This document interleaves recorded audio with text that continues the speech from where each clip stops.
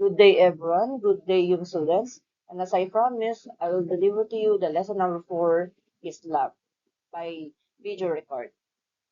So today, we will begin our lesson on Islam. In this discussion, we will explore the origins of Islam, learn about the life and role of the Prophet, like Muhammad, and understand the core beliefs and practices that guide the lives of Muslims, such as the 5 pillars of Islam. And we'll also look at how Islam has influenced cultures, traditions, and society across the world. By the end of this lesson, you should have a understanding of Islam not only as a religion, but also as a way of life for over 1 billion people today.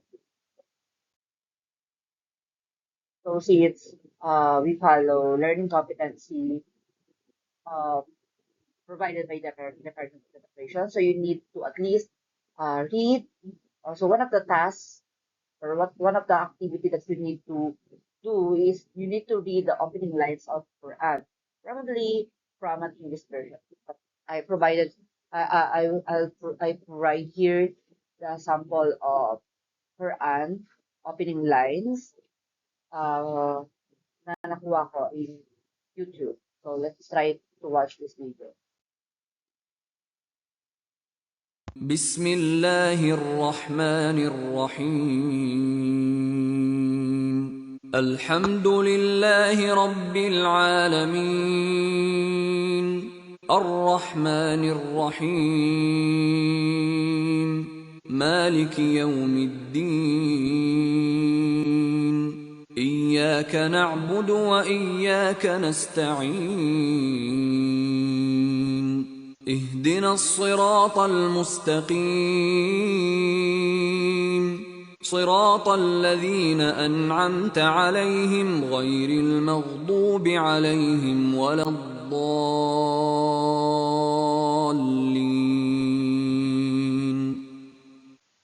بسم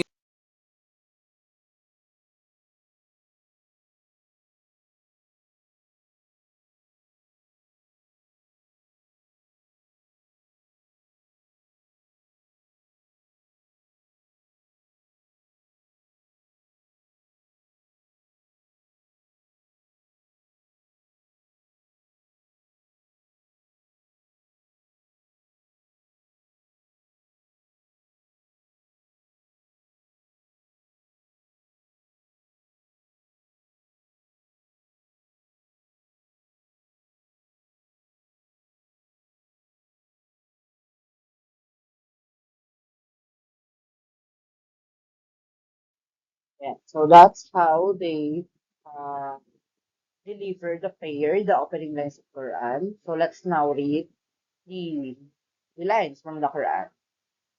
So the opener in the name of the Allah, the most compassionate, most merciful.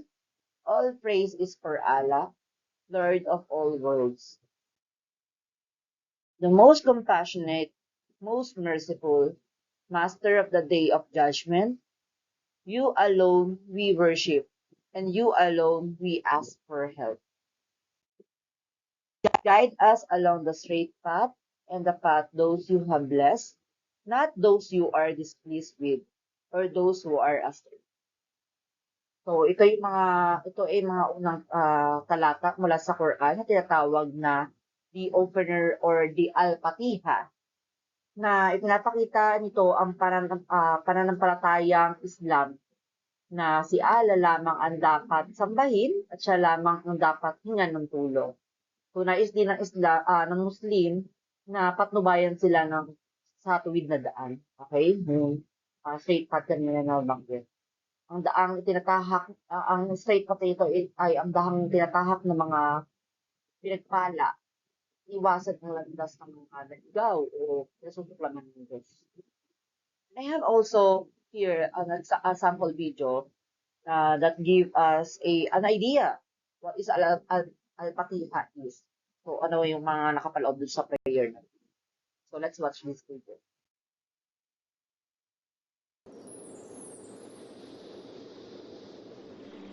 Al-Fatiha, which means the opening, is the first chapter in the Quran. Prophet Muhammad, peace be upon him, called it the greatest chapter. It's referred to as the mother of the book because it encompasses the entire message of the Quran. Every chapter that comes after stems from its central message. It's also known as the seven oft repeated because its 7 verses are recited several times throughout the day by Muslims during their daily prayers. Now, if we look at these 7 verses, we can divide them into 3 main parts. First, we have verses 1 through 4, which discuss the nature of God, who He is, and some of His important qualities and attributes. The middle part is just one verse, verse 5, and it describes our relationship with God and what that should look like. The last part, verses 6 and 7, we ask God to guide us to the straight path. These 3 parts come together to form the central message of the opening. Now let's dive into each part. The first part, which talks about the nature of God, begins with, "In the name of God." This sets the tone not only for the chapter, but for how to approach everything we do. We learn from the very beginning that whether we are reading the Quran or even taking a sip of water, everything we do should be in God's name and for His sake. It's a way to calibrate our mindset and bring our focus back to God. The verse goes on to affirm 2 important names and attributes of God: the compassionate and the merciful. It's understood here that the word compassionate is meant for all of His creation in this world, and the word merciful is meant for the believers, particularly in the afterlife. In the second verse, we praise God, Lord of all worlds, expressing our gratitude for all His blessings and for making us part of His creation. God then reaffirms for the second time 2 of His important qualities, as the compassionate and the merciful. The last verse in this part refers to God as Master of the Day of Judgment, which introduces us to the reality of an afterlife, when we will all stand before God to be judged on our actions, which will ultimately lead us to either heaven or hell. The next part, verse 5, describes the 2 components of what our relationship with God should be like. First, we should always remember God and worship Him. And second, we should always turn to Him to seek help and guidance. So we've talked about the nature of God, our relationship with God, and now we come to the last part of the chapter, which focuses on the straight path. In verses 6 and 7, we ask God to guide us to the straight path, the path that was taken by all the prophets and believers who came before us, and not to be with those who God is unhappy with or those who have gone astray. These 3 main pieces come together to teach us who God is and how to worship Him. This central message of the opening sets the stage for what's to come throughout the Quran. Every single chapter from here on out will always tie back to the opening and its message. Help us create more videos by visiting our website today and contributing to our mission and project. Please subscribe to our YouTube channel to access more videos and content.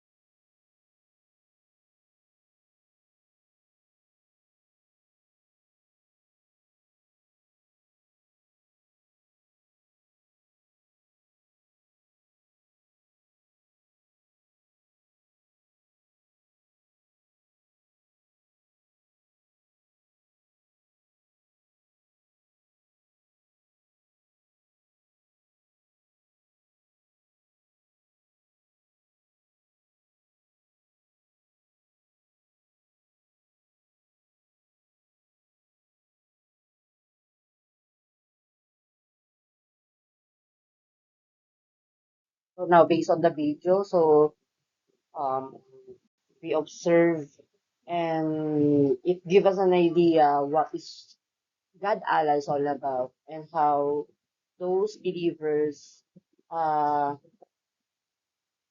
praise Him, believe Him. Okay?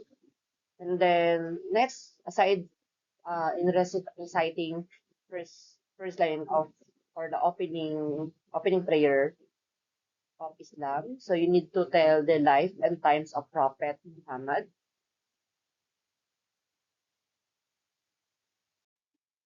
So legacy of Muhammad. So ito ang panibagong bahagi ng aralin din na ito na kung saan we need to discuss the importance, okay, important works and mga naging legacy or naiwan ni Prophet Muhammad para sa mga Islam. So, si Prophet Muhammad ay ipinanganak noong 570 CE sa Mecca, now part modern-day Saudi Arabia. So, bata pa lamang siya nang nawalan na siya ng magulang. So, ulila na talaga si Prophet Muhammad. At lumaki siyang walang masyadong pansin-pansin kaganapan sa kanyang kabataan. Actually, Prophet Muhammad it was a powerful, he was from a powerful Quraysh tribe. Quraysh, again, spelling of Quraysh, Quraysh. Okay? Ang Quraysh ay ang tribong pinagmulan again ni Propeta Muhammad at tagapamahala ng Mecca bago at noong yugto ng Islam. Sabi nga sa mga nabasa ko sa libro, kung i-describe nila ang Quraysh tribe ay tila ito ay nagtatagal ng pagiging tagapagsunod sa isang reliyon. Yung sabihin polytheistic, marami silang mga sinasamba sa mga rebulto, imahe, okay? So, ganun yung uri ng kanilang reliyon. Actually, nagsimula ang pagkakaroon ng curiosity ni Muhammad noong, syempre, ang kanyang trabaho ay isang tagapangalaga o nag-aalaga ng mga camel, okay? Kumbaga, kung sa panahon natin ngayon, di ba, lalo na sa Pilipinas, sa kontekstong Pilipino, may mga kalesa na nagdadrive no, na may kabayo. So, siya ay nagdadrive ng camel, tagapagtitid. Okay? Tapos sa araw-araw nagbuhay ng noon, may mga nakakasalamuha siyang mga iba-ibang tao, may mga iba-ibang reliyon. So, alam naman natin na kung saan nagsimula ang Islam ay din sa mga lugar na yon, malapit sa lugar na yon, nagsimula ang dalawang pangunahing reliyon din, which is Judaism and Christianity. So, marami siya mga tao na nakakasalumuha na may mga iba-ibang reliyon. And then, dun siya nakapagtanto, nakapag-reflect na, ay, may ganito pala. Eh, sa pinagmulan niyang lugar ay pagano nga. So, iba-ibang relihiyon, iba-ibang mga paniniwala na ang kanyang na-encounter. And then, that's give him time para makapag-reflect. Kaya siya pumunta ng bundok. Okay, para makapag-reflect. Okay? So, sa yung tulong yon na sinabi na ipag-isip-isip niya na may malaki palang papel sa kasaysayan ng reliyon at kalakalan sa Arabia ang kanyang gagampanan. Okay?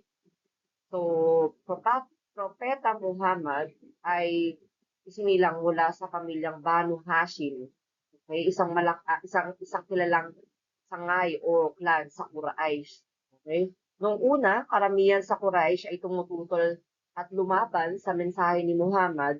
Okay? Ngunit, kalaunan ay maraming sumapit sa Islam matapos na magpahayag ito. But his early life was not considered extraordinary. Tulad na nagpangit natin kanina, wala naman masyadong kakaiba ng kabataan niya. Nagsimula na lamang ito nung nagkaroon siya ng paniniwala or nangusap sa kanya ang Diyos. Okay? He was known for being honest and trustworthy, earning the nickname Al-Amin. Okay? Yun yung pinaka-nickname ni Propeta Muhammad. Al-Amin, which means the trustworthy. He worked as merchant and later married Khadija, okay? A wealthy businesswoman who was 15 years older. Ganon kalaki ang pagbuhat ng Khadija ng mga kanyang pangsawa. Okay? Na kung saan, dun din naman siya nagtatrabaho. Okay?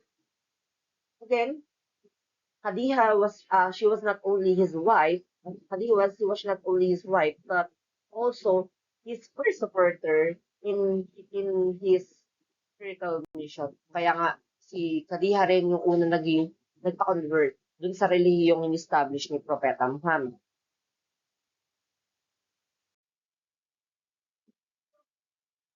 Okay, so in 610 CE, Muhammad received his first revelation while meditating in the cave of Hira near Mecca. So, isa sa mga anghel na nagpakita sa kanya na to send the message of God is the angel of Gabriel. Okay, sa kanila kasi angel Gabriel, pronounced as parang Jibril. Jibril, kung saan siya ay pinutusan na magbasa o in Islam, ikra, IQRA. Nung una, nakaranas siya ng pag-aalinlangan at takot. Ngunit, tinanggap niya rin naman kalaunan yung tungkulin na binibigay sa kanya bilang propeta o as prophet sa Islam ay Nabi, N-A-B-I, and messenger or Rasul of Allah, God. Okay? So, at first, yun nga, he doubted about himself kung kaya niya ba yung binibigay sa kanya na role ni Lord or ni God. Even fearing he had gone mad or was possessed of anything na binibigay sa kanya. But with Khadija's support, yung asawa niya, and later, confirmation from a Christian cousin named Waraka ibn Nawfal, okay, he accepted his divine role. He began to preach monotheism, okay, believing in one God, and rejecting idol worship or polytheism na nanggaling din sa kanyang Quraysh tribe na pinanggalingan, which was common in Mecca. This teaching was radical because it challenged the power and economy of Quraysh leaders. Okay? His first convert, again, was his loyal wife, Khadija, followed by close relatives and friends. So, his recitation over the next 23 years became the Quran, which is the sacred text of Islam, which was later also compiled into chapter for Islam called as surahs, S-U-R-A-H-S, and verses or ayat. Muhammad's message directly challenged the polytheistic system in Mecca, especially the idol worship at the Kaaba, which was the source of income for Quraysh leader, which led them to social boycott, yung mga ginagawa, okay?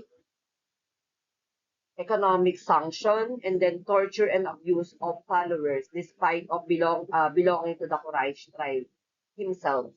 Okay? So, ganun yung parang rejection nila nung una sa mga binibigay or mga sinasabi ni Muhammad. And also, Muhammad and his followers were persecuted severely kasi nga, syempre, ano na yun eh, parang nakaugalian na naniniwala na ng mga Quraysh na biglang magibigla sila na biglang ito yung gustong ipahayag ni Muhammad. Okay, and then that result na nagkaroon ng kahaguluhan, mostly persecuted dun sa mga naniniwala sa gantong relihiyon na ipinahayag ni Muhammad. But for instance, Bilal, a former slave and early convert, was tortured under the hot sun to renounce his faith. May isang parang mananampalataya na naniniwala kay Muhammad na naparusahan ng husto na kung saan pinahirapan siya kahit sa katirikan ng araw, okay? Pero ganun pa rin yung pagsasabi niya ng paniniwala niya sa religion na binibigay na ito. Okay? So this persecution strengthened the Muslim bonds and faith in Allah. So ganun yun yung nagpaliyab or nagpa-empower or mas nag-enlighten sa kanila na mas lalo nilang yakapin yung reliyon na ibinibigay na ito. Kasi kung may mga ganung mananampalataya pala na kayang yakapin ng gusto, yung itong reliyon na to, so mas marami pang naniwala at naging tagasunod. Okay? So in 622 CE, due to ongoing persecution, so Muhammad and his follower migrated to Yathrib, okay, which was later renamed as Medina, or the city of the prophet. So this migration of Muhammad is called the Hijra, so Hira, Hijra. So it's not just a physical journey again, kasi baka kala ng iba, naglakbay talaga, journey, ayun talaga yung pinapatungkol ng Hira. But it also refers to spiritual and historical turning point ng religion na Islam. In Medina, kung sa Quraysh ay masyadong malala yung rejection na ibinibigay dun sa sinishare niyang religion. But in Medina, he was welcomed not just as a prophet, but also as a political leader and judge. Ganun siya yakapin ng mga tao. Actually, parang gusto nga siyang gawing leader ng kanilang lugar. Okay? So, again, katulad ng nabanggit ko kanina, ang Hira ay pagsisimula ng kalendaryo ng mga Islam or ng mga Muslim. Again, yung year, dyan yung year 622 AH, year 1 or AH means, in Islamic lunar calendar, AH means ano higarae. Higarae. Kasi Hegirae. Latin for in the year of Hira. Okay? Ano higarae or higare? A Latin term for in the year of Hira. Okay? So this event marks the start of Islamic community o Ummah, and is one of the most important dates in Islam. Okay? So sa paglipat ni Muhammad at ang kanyang mga tagisunod mula sa Mecca patungong Yathrib, Medina, so again, ito ay tinatawag na hira o paglipat. Okay? So sa Medina kasi mas malayang tinanggap ang kanilang pananampalataya. So after years in Medina, Muhammad eventually returned to Mecca in a peaceful conquest. So hindi siya nanatili nanatili lang sa Medina, hindi porket maganda yung sa kanila doon, nakontento siya na manatili na lang doon, hindi ganoon. So di bumalik siya doon sa pinagmulan niya. Okay? Because one of the mission is to return to Mecca in a peaceful conquest. Okay? One of his first action was to purify the Kaaba by destroying all idols inside it. Okay? Symbolizing the restoration of pure monotheism. Okay? So, kasi syempre, katulad natin kanina, na nabanggit kanina, so mostly, Quraysh are more pagan believer. Kasi sa mga naging mission ni Propeta Muhammad ay linisin ang Kaaba, okay, by destroying all the idols, yung mga rebulto, mga nakapaligid dito. Okay? So, the Kaaba is cube-shaped structure considered the house of God. Okay? It is believed to be built by Prophet Abraham. Kaya ganun, kasi di ba, aside sa genealogy na pinagmulan ni Muhammad, so may mga sacred places din na involved or nagtayo noon. They believe that this structure built by Propeta or the Prophet Abraham. Okay? And his son, Ishmael, na pinagmulan talaga ng saling lahi ni Propeta Muhammad. So Arab trace their lineage to Ishmael, making their connection to Abraham spiritual and biological. So today, Kaaba is the direction of Muslim prayer of Qibla, Qibla, and the central focus of the Hajj pilgrimage.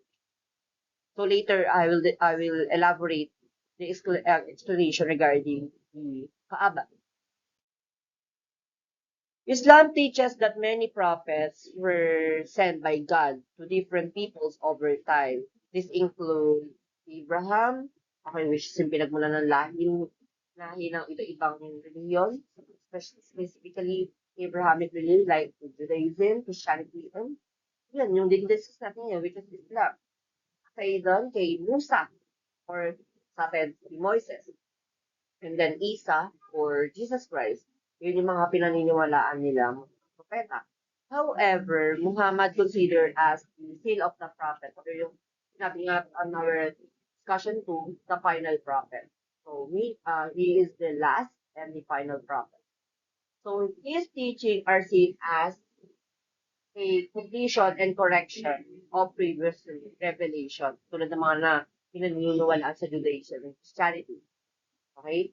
He died in 632 CE in Medina at the age of 63. So his burial place remains as one of the holiest sites in Islam. So Muhammad was not just a religious figure. He was a unifier through shared struggles, persecution, community prayers, and also his teaching on equality and compassion. He created a deep bond among Muslims, and they began to see themselves not just a individual, but as a brotherhood of kapatiran. Okay? Again, yung kapatiran or brotherhood in Islam terms, Ummah, okay, or UMMAH, tied by faith, not by blood. Okay? So this idea of Ummah or brotherhood remains a key concept in Islam today. In Medina, Muhammad established a theocratic state where religion and governance were merged. Okay, so iisa yung namamahala sa reliyon at sa gobyerno.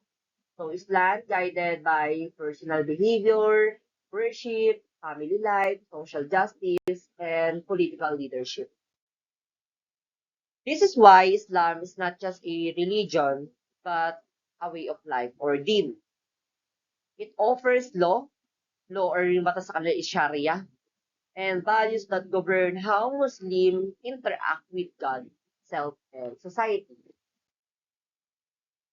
So these slides emphasize, itong slide na to, this emphasize the Islam under Muhammad laid for foundation to civilization.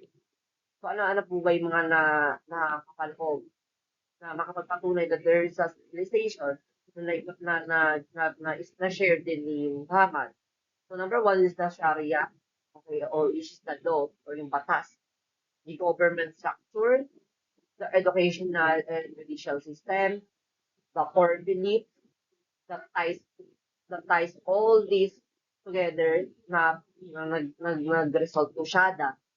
Okay? Again, yung Shahada, which is yung usually line na binabanggit pag anak ka, born and death, which is yung la ilaha illallah Muhammadur Rasulullah. Okay?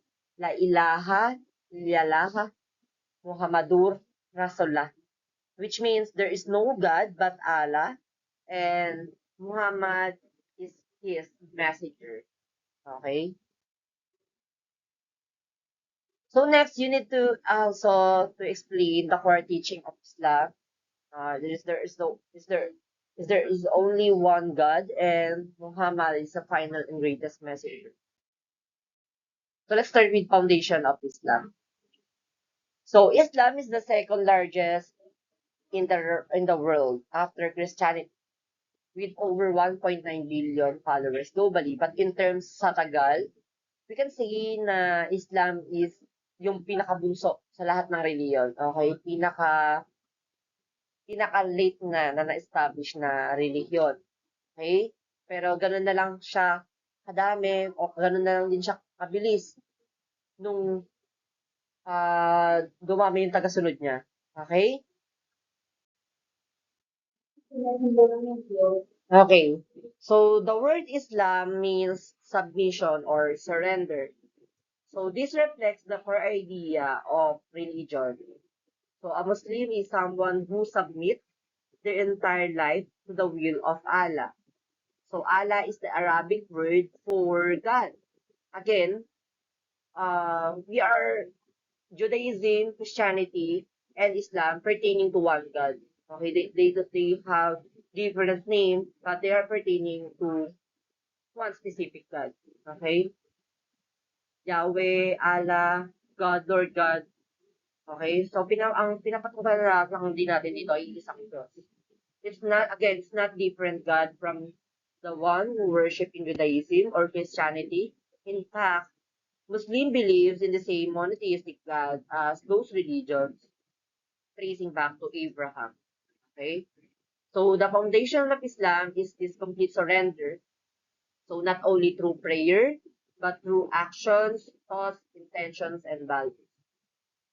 So again, ang Islam ay nangangahulog ang pagsuko sa kalooban ni Allah. Okay? Ang naniniwala sa Islam ay tinatawag na Muslim. Okay? In Islam, Allah is the only deity, the creator of all existence. Okay? Siya ang tagapaglikha, the provider and and sustainer of life. Siya ang tagapagbigay ng mga pangangailangan. Siya po ang tagapagpatuloy ng buhay. The one who will judge all beings on the day of judgment. Siya po ang tagahukom, katulad din ng may bigay na aral or teaching sa atin sa Christianity. Okay? Ang Panginoon siyang hukom sa lahat. Okay? Si Allah ay tanging Diyos na lumikha, tagapangalaga, okay? At ang kanyang kalooban lamang ang inihahayag sa sagradong banal na kasulatan, which is yung Quran sa kanila. Okay? So Muslim believes Allah's commands and messages were revealed to Prophet Muhammad over the periods of 23 years through Quran. Okay? So according to Islamic teaching, the Quran is the literal word of God, unchanged and perfect. So not by written by Muhammad. Sabihin, hindi po ito basta sulat lang ni Muhammad na siya ay nakaisip, but also but dictated to him through the angel Gabriel. Ibig sabihin, dinikta po ito, inahayag po ito ng anghel na ito po ay ang salita ng Diyos or ni Allah. And then, ayun, literal nang isinulat sa libro. Okay? So, Muslims are expected to live their lives in alignment with the guidance found in the Quran. Sorry? So, while many associate Islam with the crescent, moon, and star, alam naman natin yan when we identify different symbolism that we can associate to religion, mostly pag pinag-usapan ng Islam, ang binibigay na association symbols dyan ay crescent and moon and star. Okay, crescent, moon, and star. So, to clarify, there are not religious symbols from the time of Muhammad. Hindi talaga yun yung naitala or na nasabing, ito yung nasabing simbolismo. Hindi, sa panahon ni Muhammad, hindi yun yung binibigay nila na symbolism dito.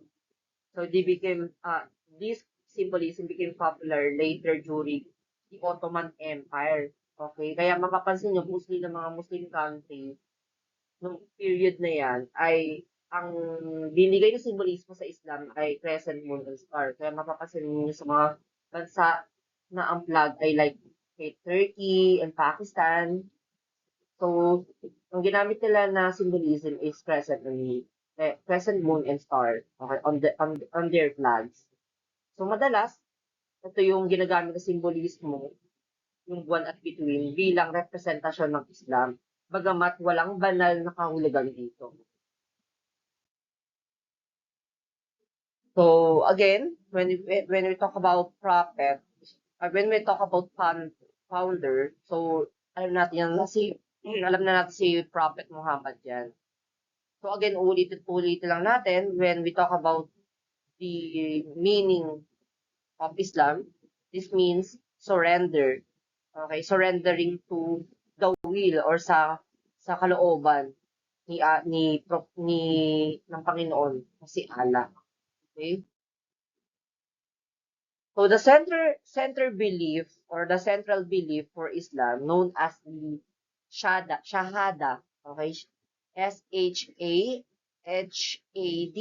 Again, S-H-A-H-A-D-A or Shahada is both declaration of faith and daily affirmation of one's identity as a Muslim.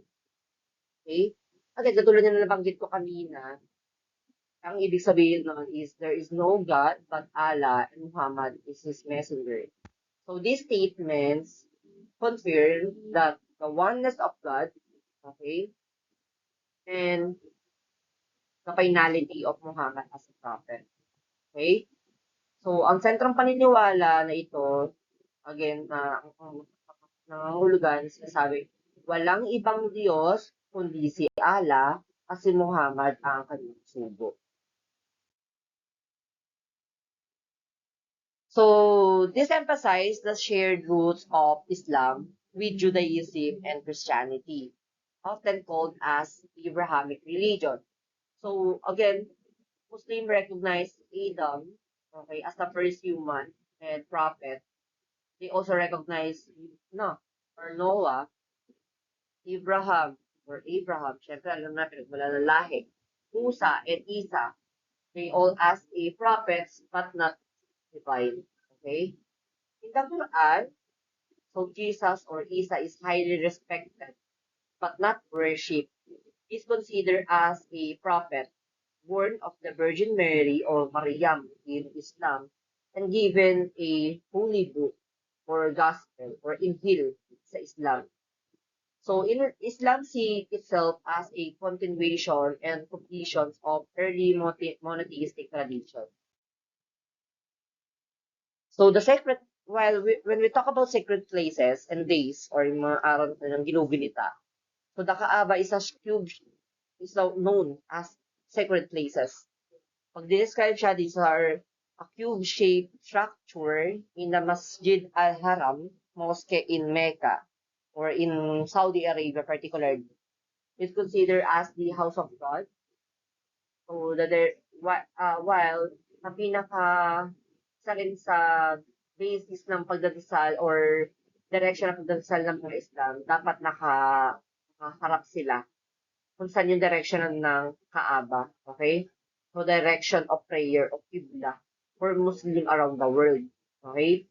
So, the focal point of the Hajj pilgrimage, di ba, Hajj is one of the 5 pillars. Kumbaga, ito talaga yung pinupuntahan ng mga Islam, okay, na kailangan nilang i-fulfill as bilang mananampalataya ng Islam. So, according again to Islamic tradition, Kaaba was originally built by Prophet Abraham, okay, Propeta Abraham, o Abraham, and ang kanyang anak na si Ishmael. But then, it was later corrupted. But then, noon ay napupuno nga ito ng mga rebulto. Kasi nga, di ba, yung mga Quraysh tribe ay naniniwala sila sa polytheism. Which, ayun yung ginawa ni Muhammad, which Muhammad cleansed upon his return to Mecca. Okay? So, a mosque or masjid is a place of worship for Muslims, similar to churches or in Judaism synagogues. Okay? The functions of mosque are the place of prayer, especially during Friday or communal prayer o Jumu'ah. Jumuah. Okay? Usually, also a community gathering center and also an educational place wherein ito yung ginagawa ng lugar para magbasa ng Quran. Okay? If in Judaism, they have rabbi to interpret yung sacred text nila, while in Christianity, on the other hand, is merong priest para may pahayag ng salita ng Diyos or yung gospel. So is in Islam, they have imam, okay, who leads prayer and provides spiritual leadership. So unlike Catholic priests, imams are not intermediaries between people and God. They only facilitate prayer and they give sermons or yung opinion about those texts na binasa nila dun sa Quran.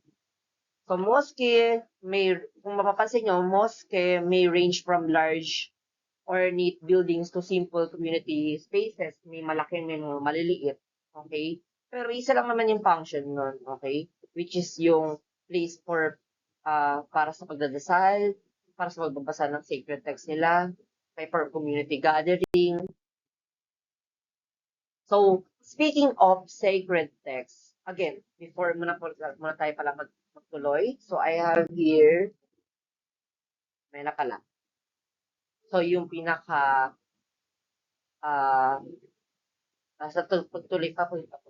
muna natin.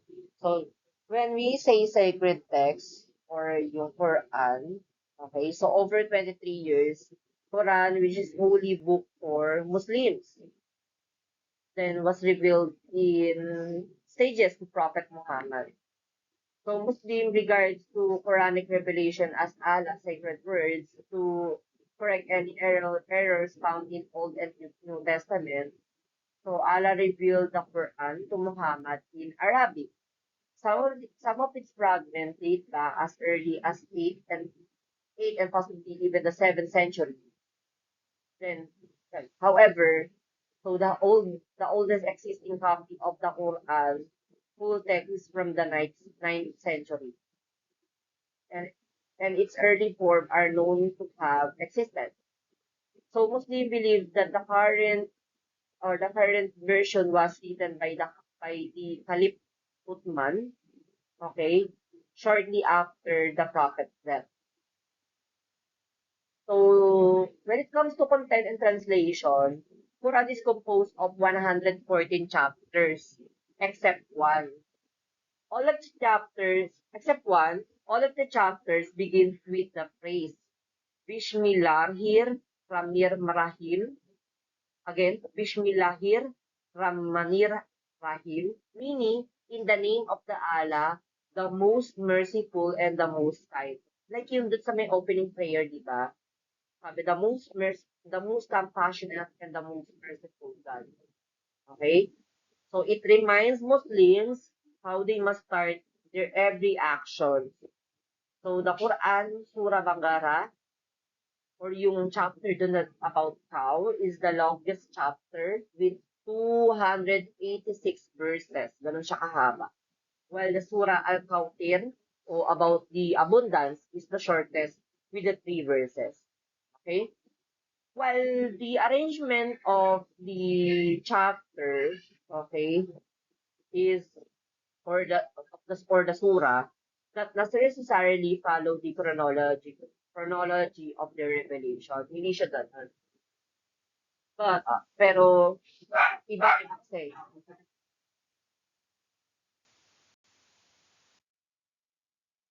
So, beside the Quran, Muslims also follow Sunnah, or the practices and examples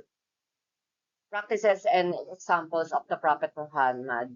Okay, yung mga nakagawian, may binigay ni Prophet Muhammad. They also believe in hadith, okay, or the recorded sayings or actions of the Prophet.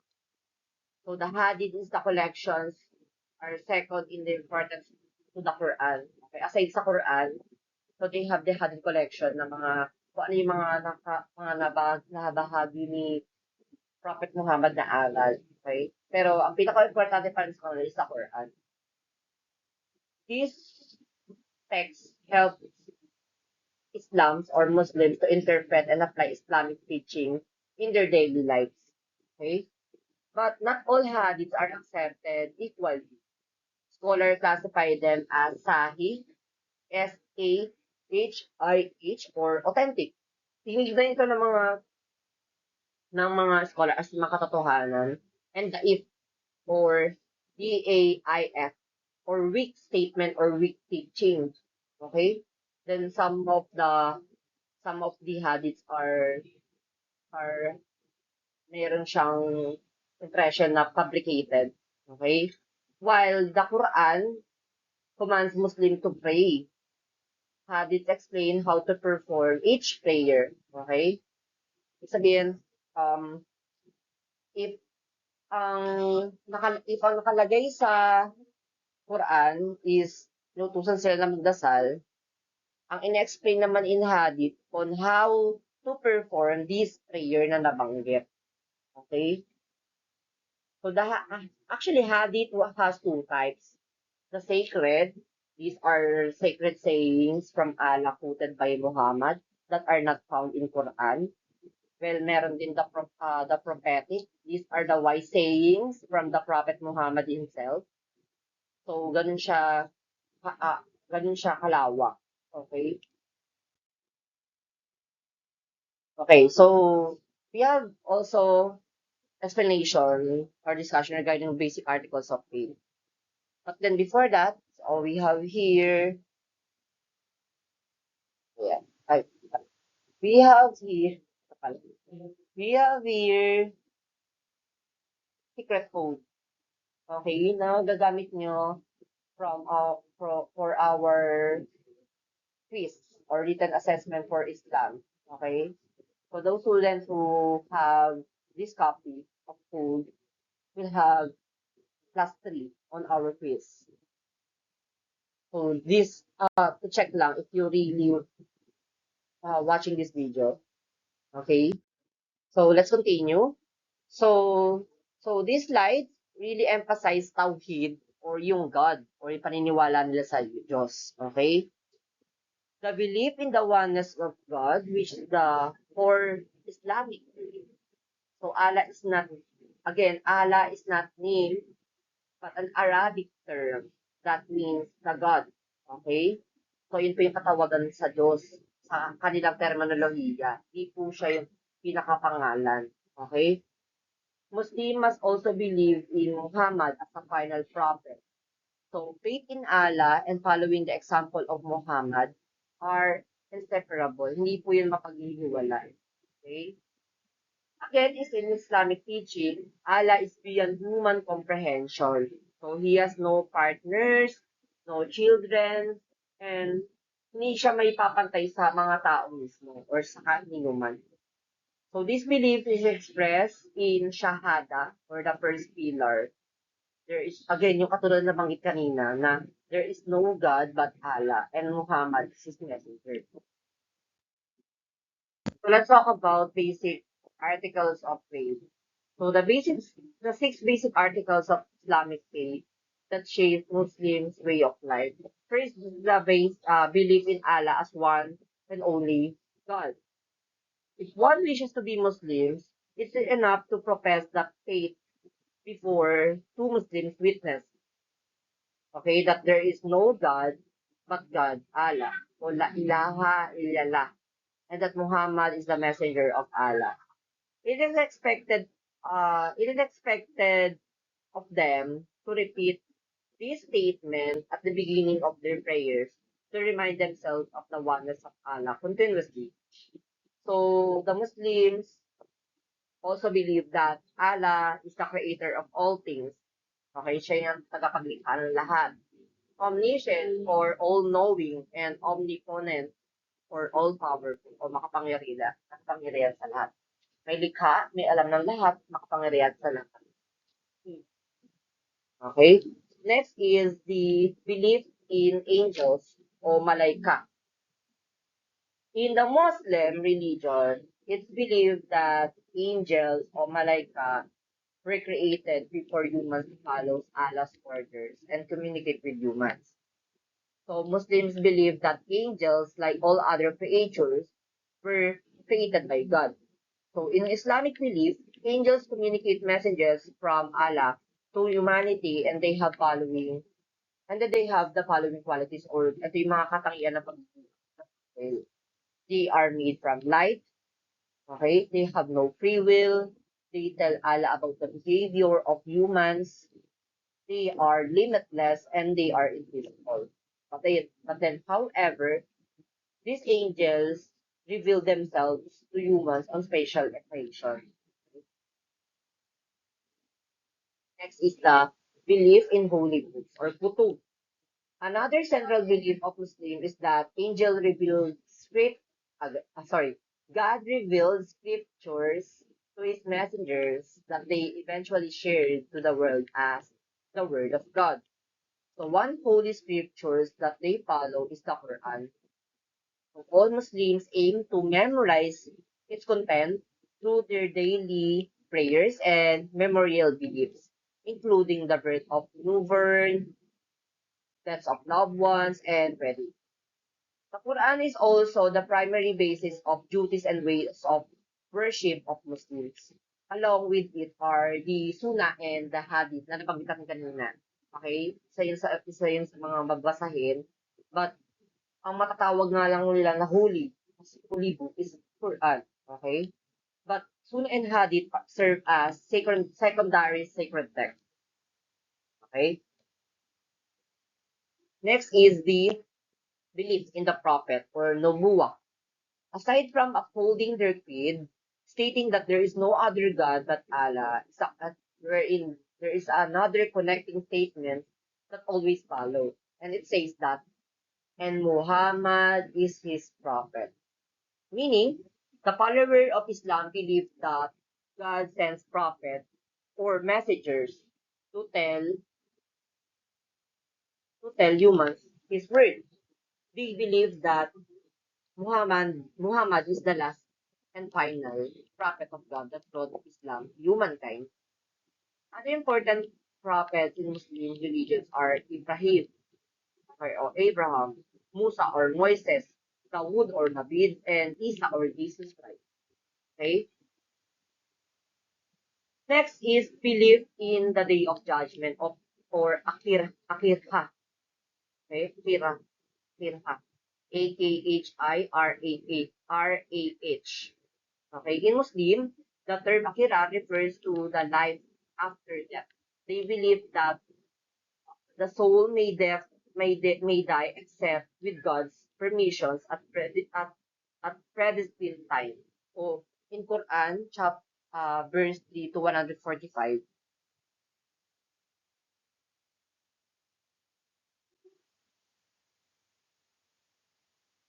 The belief in the afterlife is essential for Muslims. Okay, they also adhere to the concept of Jannah or the paradise, which is where people go if they live a good life, and in Jahannam, or hell.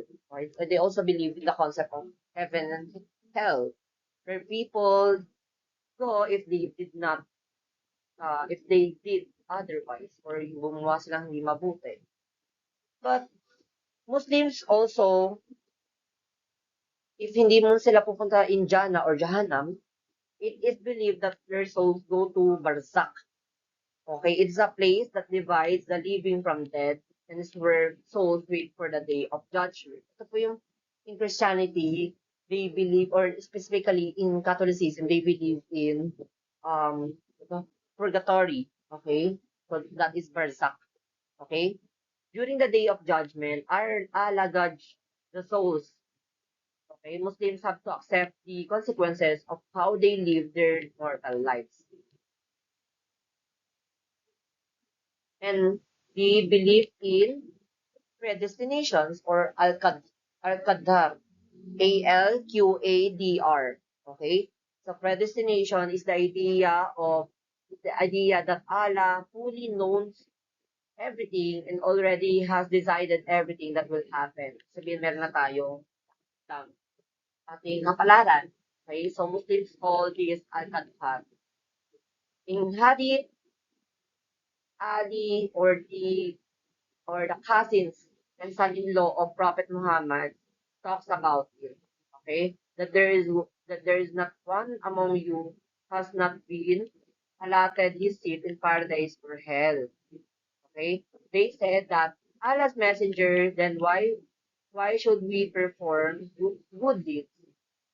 Okay? Why not defense of upon our destiny. If naniniwala sila sa predestination, thereupon he said, no, do perform good deeds for everyone is facilitated in that for which has been created.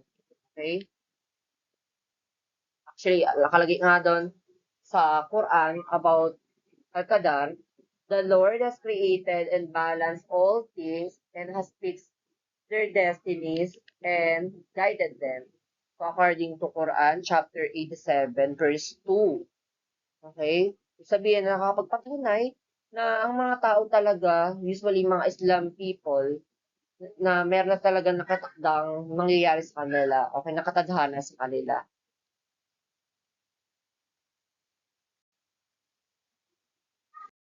Next is the 5 pillars of Islam. So, many aspects of religious practice in Islam emerged and were codified after its expansion. So, the 5 pillars are the obligatory practices that every Muslim must follow. They include Shahada, okay, or the declarations of faith. The first pillar is the declaration of faith, okay, Shahada. Next is the Salat, or the daily prayers. Zakat, or the almsgiving, okay, and Som, which is the fasting during Ramadan, and the fifth pillar is the Hajj, or the pilgrimage to Mecca. So they are called pillars because they support the structure of the Islamic faith. A Muslim cannot fully fulfill their religious duties without following these 5 pillars. So the religious practice of Islam, which literally means to submit to God, is based on the tenets or the principles that are known as the 5 pillars, to which all members of the Islamic community should adhere. So the professions of faith, or the Shahada, okay? So the profession of faith or the Shahada is the most basic expression of Islamic belief. Okay? Shahada is the first and important 5 pillars and a testimony that one recites to enter Islam. Okay? Sabihin, para masabi na ano ka, na ipagka ka sa ilalim ka sa Islam. Okay? So, kailangan mong, you need to recite in daily prayers at birth and before death. Itong, ano na to, statement na to, which is there is no God but God and Muhammad is his prophet. Okay? Ito po yung mga nakakabit na statement sa lahat ng kanilang dasal. Its appearance in calligraphy in mosque and art reflects how sacred this place is. Okay? In Islam, saying it sincerely with belief makes one a Muslim talaga. Next pillars is daily prayers or salat or salah. Muslims are expected to pray 5 times a day. Okay? Ganun sila ka-devoted when it comes to prayer. So, yung prayer na yan, 5 beses before sunrise o Fajr, F-A-J-R, midday or dawn, D-H-U-H-R, afternoon o Asr, A-S-R, then sunset, Maghrib, M-A-G-H-R-I-B, and then yung pinakagabi or Isha. Okay? And Muslim followers are not obligated to attend mosque to pray. Rather, the salat or salah or the daily prayer should be recited 5 times a day. Sabihin, kung di man sila ganun kahigpit when it comes to pag-attend sa mga mosque, but then you're obligated to pray 5 times a day. Okay? Then actually may mga nabasa rin ako na yung mga specifically pag sa mga babae, bawal sila umattend sa mosque or magsimba pag meron sila or menstruation or meron silang period. Muslims must face Mecca during prayer, specifically the Kaaba. Okay? They pray towards Mecca. On Friday, the Jumu'ah prayer replaced the prayer is conducted in congregation with sermon or khutbah. Prayer includes physical movement, like standing, okay, tatayo sila, tapos magbabaw sila, okay, prostrating, okay, and then recitation in Arabic, purification or wudu before prayer, okay. Yung third pillar naman, which is yung Psalm, is observed during Ramadan, okay, a holy month commemorating the revelation of the Quran. So, from the sunrise to sunset, Muslim must abstain from eating food, drinking, smoking, sexual activity, bad behavior, like even yung mga simple pagsisinungaling or pagagalit, they are avoiding that when they're doing fasting. Okay? Akala kasi nila when we talk about fasting, kala nila bawal lang kumain. Pero meron marami silang sinasakripisyo. Okay? Well, may mga tao naman na exempted sa practice ng fasting. So, exemptions apply to the sick or yung may mga sakit, elderly or yung mga matanda na, and yung pregnant or yung mga buntis, lalo-lalo na yung mga nagpapa-breastfeed. And also yung mga travelers at yung mga batang-batang hindi pa kayang mag-fast. At sunset, o paglubog ng araw, they break the fast o yung hihinto nila yung pagpa-fasting sa pagkain nila ng dates and water. Yung dates is a fruit, okay, na usually kilala sa Arabia, okay? And they follow a meal. So, kumakain na sila ng pagkain nila mismo sa hapunan na tinatawag nila na iftar. Well, the third pillar of Islam is zakat, means to purify by giving away parts of one's wealth. So, Muslim purify their income and souls. Ibig sabihin, nagbibigay sila ng bahagi ng kita nila sa mga kapatid nilang Muslim. Usually, 2.5% of one's of the saving each year. Ganun kalaki yung parteng ibinabahagi nila. Kanina po nila ibinigay yun. They given this wealth or yung mga meron sila to the poor, to the needy, orphan, those in debt, yung mga may utang, usually. Okay? And travelers, mga manlalakbay. So they give alms to those people. Again, it's not a charity, but it's an obligation that reduce inequality and strengthen community. So ganun nila i-empower yung community nila. Okay? So next is the Hajj. Next pillar is Hajj, that which done in Dhul Hijjah, or the 12th month of the Islamic lunar calendar. Again, it's a mandatory once for every physically and financially capable Muslim. So yun sa mga requirement nila na isa sa kailangan nila i-fulfill bilang Islamic believer, okay, na magawa yung Hajj na yan. Napupunta sila sa Mecca. Kaya nga sinasabi, kailangan physically ready and financially ready kasi hindi naman libre ang pagpunta sa Mecca. Lalo na kung malayo yung bansa na pinanggalingan mo. Involves several rituals over 5 days, including tawaf. Okay, yung nakikita nyo sa mga picture na usually ginagawa sa Kaaba, na umiikot sila, okay, circling Kaaba, naglalakad sila palibot sa Kaaba, that is tawaf. T-A-W-A-F. And standing at Arafat.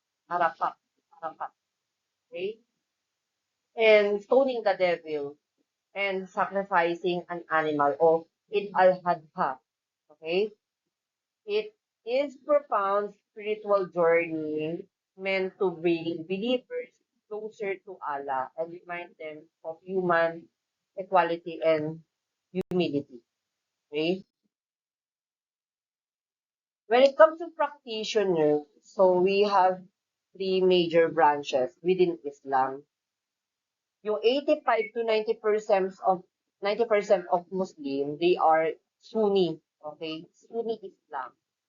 Believe in the elected leadership after Muhammad's death, okay? Follow the Sunnah For example, of the Prophet and the four rightly guided caliphs. Okay? The second branch naman is Shia Islam.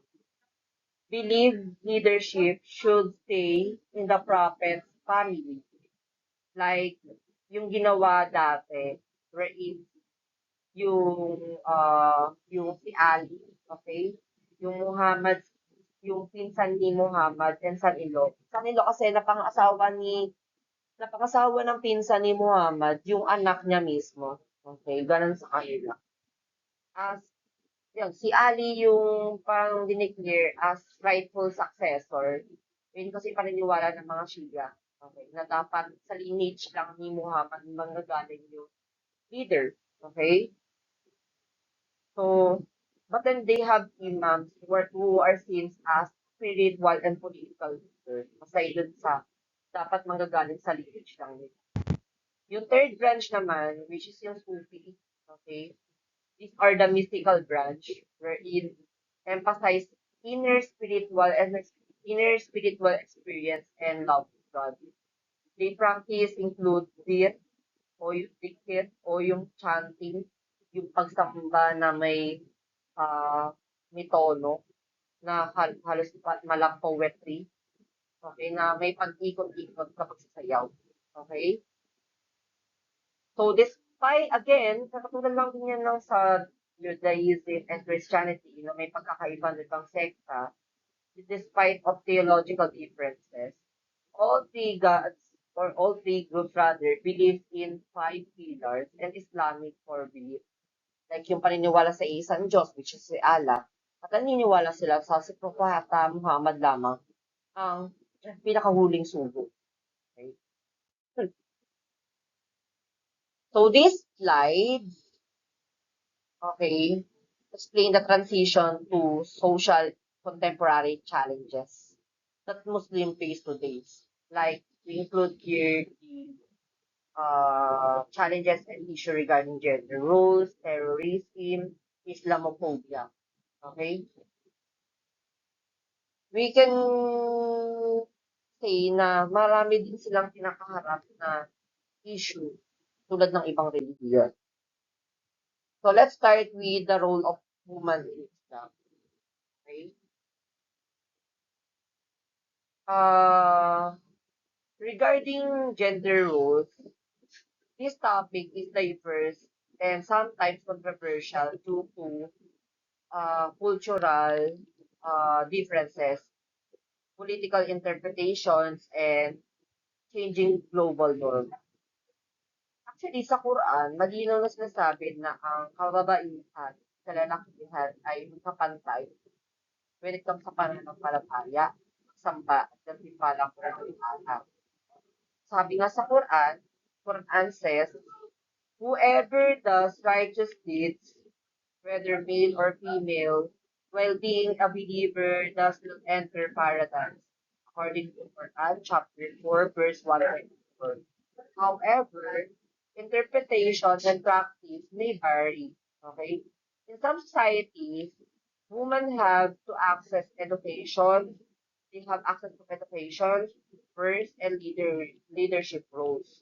In other, like conservative traditions na mga bansa na may Islam religion, they have conservative tradition which restrict women's mobility and participation in public life. Islamic law gives you women's rights such as inheritance, divorce, ownership of property, and education. Education are highly encouraged. Okay? So Islam itself does not oppress women, but cultural practices in some religious groups. Okay? So hindi po yung reliyon mismo yung nagdidikta na mayroong pagkakaiba na pagtrato dapat sa magkaibang kasarian. Kasi hindi yun yung katuruan ng Islam mismo, kundi yung kultura na kung saan meron Islam na reliyon, yun nagdidikta ng pagkakaiba ito. So, Malala Yousafzai, okay, is one of the most prominent rather, as modern Muslim o modern Muslim female voices. Okay, siya ipinanganak ng Pakistan, wherein she advocated for girls' right to education. Pero, but then, isa sa mga event or isa sa mga nangyayari sa kanya ay, nabaril siya ng Taliban while papunta sa paaralan. Okay? Then na-survive niya yung pagbaril sa kanya na yan, and became a global activist. And she won a Nobel Peace Prize noong 2014 at the age of 17. Ganun kabata.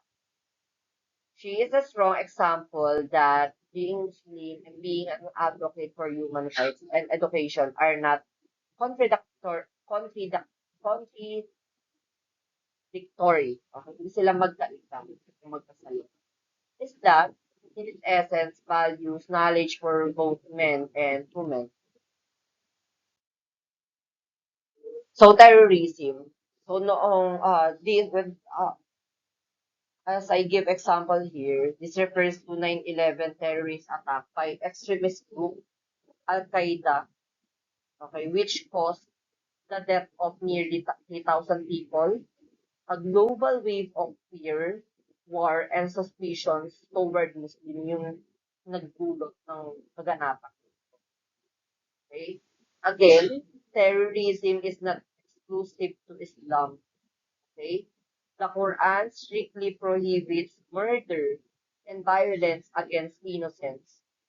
Sabi nga sa Quran, chapter 5, verse 32, if anyone kills a person, it is as if he had killed all mankind. Ganun nila tingnan ito o ituring. Itinuturo ng Islam ang kapayapaan. Kaya nga ang salitang Islam ay mula sa laab na nangangahulugang peace or kapayapaan. Ang mga grupo katulad ng Al-Qaeda, ISIS, and Boko Haram are political extremists. They are not represent a true Islam. Okay? So this only implies that the essence of terrorism did not come from the teaching of Islam. These movements that commit terror attacks use the following verses from the Quran to justify their actions. So like yung nakalagay sa Quran na yung sa Quran chapter 8 to 16, sabi na against them make ready your strength to utmost of your power, including states of war, to terrify or yuribuna thereby the enemies of God, your enemies, and others whom you do not know, but God knows.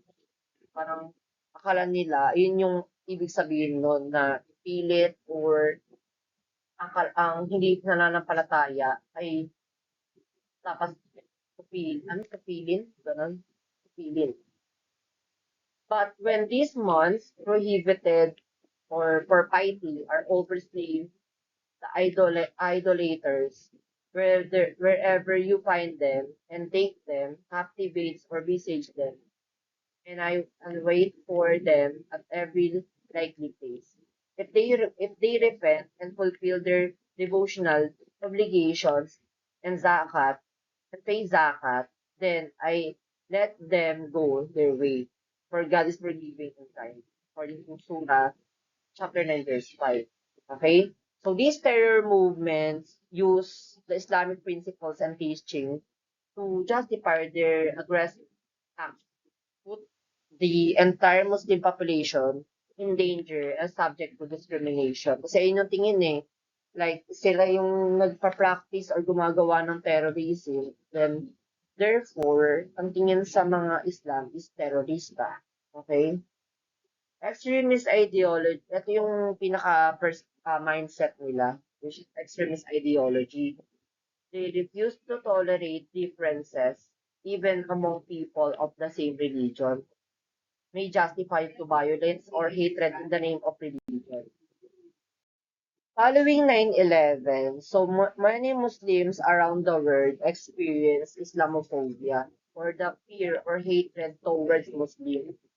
discrimination in schools, airports, jobs, like also they have violence and vandalism towards mosque. So ito yung mga nararanasan nila after that event. In the West, some media portrays Muslim as radical, violent, and uncivilized. So like may mga instances din na they prohibit yung pagsusuot ng hijab sa ilang paaralan sa opisina sa Europa. Like may mga action din like yung mga masususing inspection sa airport dahil sila ay Muslim. Okay, yung pangalan nila Muslim o itsura nila Muslim. Okay? And yung mga pagsasabi rin ng mga sakit na salita o pagbansa sa kanila like terorista. Okay? Yun yung mga naranasan nila after na magkaroon ng mga ganong kaganapan. Okay?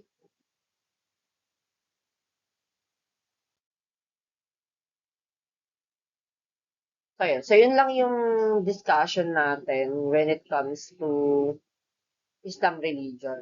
Okay? But then, itong third learning competency, siguro hindi na natin siya magagawa kasi gagawa na ako ng pinaka final output nyo na pwede nyo naman ma-apply yung teaching or yung lesson natin when it comes to Islam. So, I hope you learned something about Islam religion. And if you have any clarification about the information na naibitawan natin on our discussion, just message me on Facebook or in Messenger or in on-site classes. So, mag-aral na mabuti and I hope mag-review kayo when it comes sa discussion natin for first quarter and good luck.